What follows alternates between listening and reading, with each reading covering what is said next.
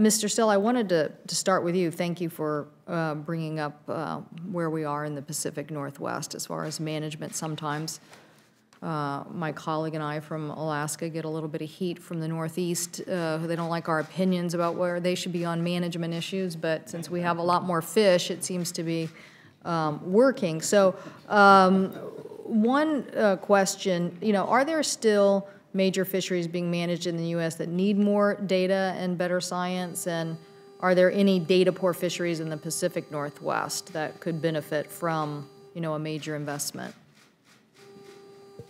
Yes on the first, and I think, as I alluded to earlier, the Western Pacific is Exhibit A on that point on data-poor fisheries. It's a major impediment.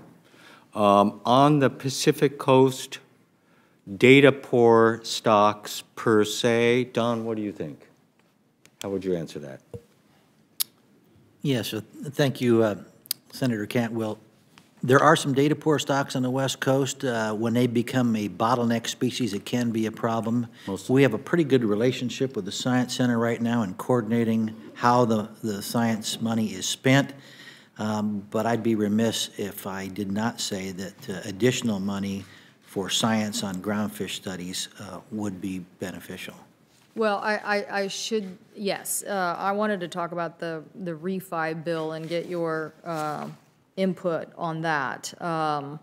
With the rising cost of participating in a West Coast groundfish forum, are fishermen able to pay down their loans, and what should we be doing on that? I mean, to me, Magnus and Stevenson is not about the big, broad changes, but the constant staying on top of the industry needs and driving further efficiencies. And those resources help us drive further efficiencies where everybody wins. And so, so I certainly agree with your philosophy on that. But anyway, on the groundfish fisheries, any thoughts from either of you on that point? First of all, on the weak stock issue, it's probably some of the bycatch stocks where the data stock assessments is most difficult. On the issue of buyback and some of the financial features of the groundfish fishery, the two principal challenges, I think, are refinancing or financing the buyback loans is one category, and the second is the scheduled reduction and phase-out of federal support for observer coverage. And those are two real, substantial, immediate challenges facing the industry from a financial perspective. Mr. Isaac, has the council looked at this issue, and did they have opinion? Yes, the council has looked at it. We have a letter on record in support of the buyback bill that is out there for consideration. And as Mr. Still indicated, the individual fishermen out there that are now coming to the dock and paying a portion of their landings for this buyback loan, another portion for observer coverage, and of course all the normal state landing taxes, is quite a burden. So the council does feel like moving forward with refinancing a pretty old loan at a pretty high interest rate would be a good thing to do.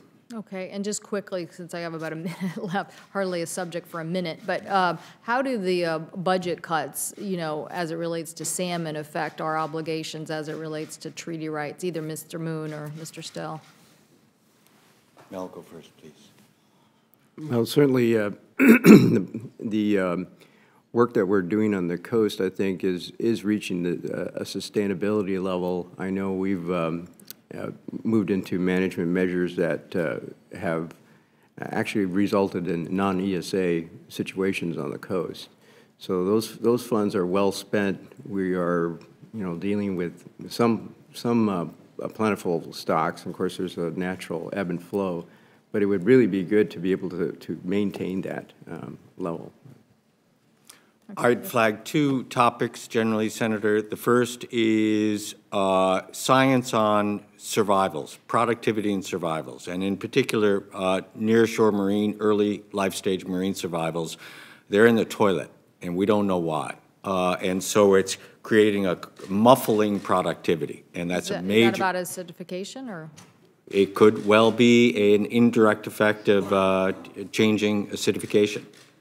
So the first is productivity and the science around productivity, and the second, as you well know, is habitat. If we continue with the long-term demographics as we see them, and if we don't change the way we manage our landscapes, we're going to be losing habitat, and the loss of that continued loss of habitat is loss of productivity, which is loss of those trust resources. So those are, I would say, the two bigger challenges in salmon land. Salmon land management per se is quite sophisticated, quite stable, and in pretty good shape. So it's a science issue and it's a habitat issue. Thank you. Thank you, Mr. Chairman. I know you want to get to the second panel, as do I. No problem. Let me just clarify one thing. When you say habitat, upstream habitat as well as... Yes, sir. Riverine and estuarine. Very good. Thank you very much.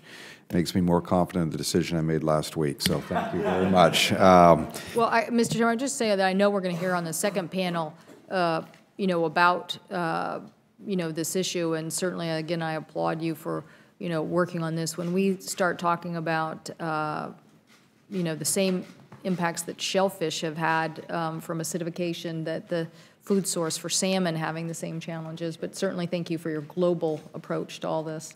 Thank you again, Mr. Chairman, for this important hearing. And I just want to say to Mr. Gatto, the chairman of this committee is making a name for himself here, making sure that our colleagues, when it comes to disaster relief or whatever, understand that you can't just aid the food product that grows out of the ground and ignore the catastrophes we have in the ocean. So I want to thank him for continuing to educate my colleagues on that and on frankenfish. So he's done a good job on both of those issues.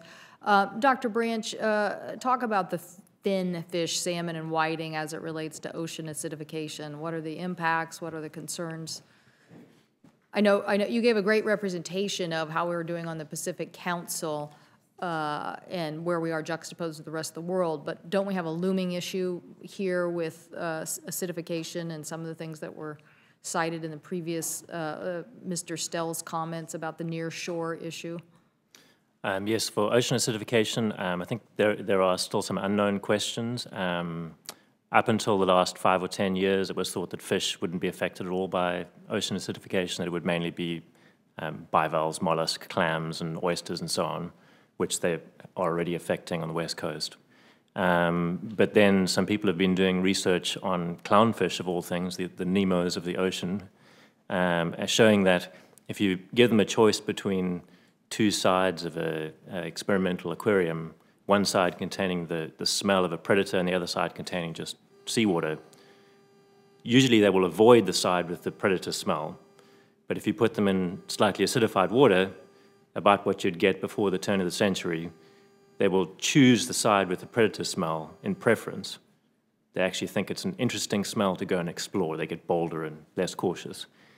And if you take these same juvenile clownfish and you put them out in the coral reef, it turns out they get eaten about 10 times more often than ones in regular seawater. So this is something where, if this is true not only of clownfish and other tropical reef fish, but also of our fish on the West Coast, this could be a big issue. And I think we need to find out if that is true or not. And how can we leverage the acidification research? How can NOAA leverage what's being done at the University of Washington Center on acidification now? How could we work cooperatively? Because we meet fishermen all throughout our region that are ready to help participate in collecting data and information. I think the key, I mean, the new center at the University of Washington, thanks very much to funding for that, I think is going to be a key part of figuring out what species are going to be affected and what species aren't, and how to cope with ocean acidification in the future, and hopefully mitigate against the causes of ocean acidification as well. Do we have the science that we need, Mr. Daisy? I don't know if we have enough science or not. There's been a lot of research done on ocean acidification by Dr. Feeling and some of Dr. Branch's associates at the University of Washington. One of the things that concerns the salmon fleet is that ocean acidification will affect copepods, and that's a large part of the diet of juvenile salmon. So we were talking about a shellfish that they feed on being affected just as the shellfish industry has been affected. That is correct. And so, which was a very big threat, and only data and information got us through this buoy system, the right kind of information to help in that seeding process. So I mean, what would we do here if it's such a big food source for salmon? That's correct. Copepods are a huge resource for salmon.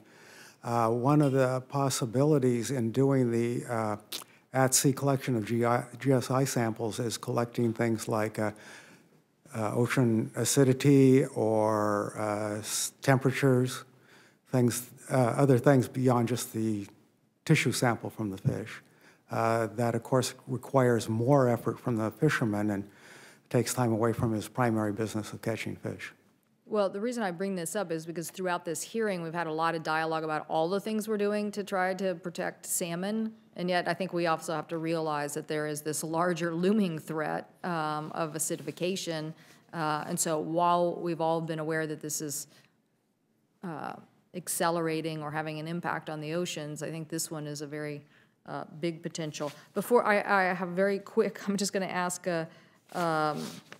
Tosti about the access question about young fishermen and what we need to do to continue to make sure that they have access.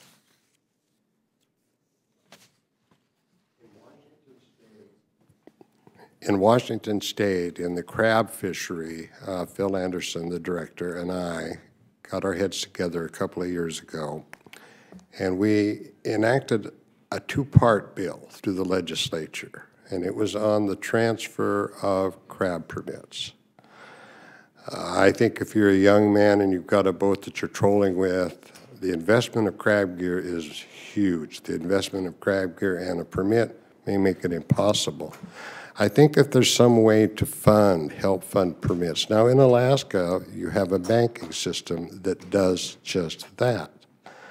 At one time in Alaska, the permits couldn't even be taken by the IRS or in the case of a divorce.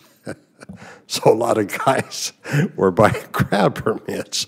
The state of Alaska brought that to an end in a hurry. But what we did is we made the license transferable every 365 days. And the permit, if I'm selling this fellow my permit, say for $50,000, and he gives me 5 down, and he's going to pay me over the next 10 years, I hold the permit in my name. He simply has an additional operator's license. So that way I can finance that permit as I sell out, which when you get my age, selling them out over a period of time is inviting. For the young man getting in, it's inviting. It's kind of helped there. I know it's worked there on crab, but not a lot of the other states do that. California is nearly impossible to buy into. And I think bankers, if they knew that they could use a permit as collateral, would be an enormous help to getting people in. Thank you. And my colleague and I, Senator Begich, had a listening session in Seattle, and it's very clear there's many aspects of the fishing industry, whether it's the permit issue or vessel issue, that our friends in the banking industry don't understand, and yet the very, very solid, managed resources. Yeah. So it's very, very predictable from that perspective. So anyway, again, thank you, Mr. Chairman, for all your indulgence in this very important issue, not just to our region, but to our whole nation. I really appreciate your leadership on it.